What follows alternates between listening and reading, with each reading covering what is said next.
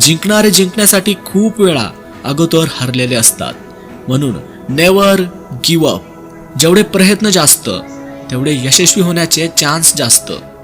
बुद्धीच्या खेळामध्ये प्यादा हळूहळू पुढे गेला की तोही वजीर बनतो. जे काही कराल त्यात सातत्य ठेवा. तुम्हाला जिंकण्यापासून कोणीही अडवू शकत नाही.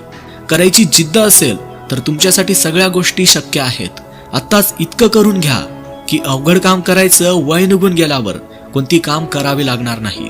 यशस्वी होतात जे प्रत्येक जबाबदारी झटकत नाहीत तर निभवतात. तोपर्यंत थांबायचं नाही जोपर्यंत जिंकत नाही.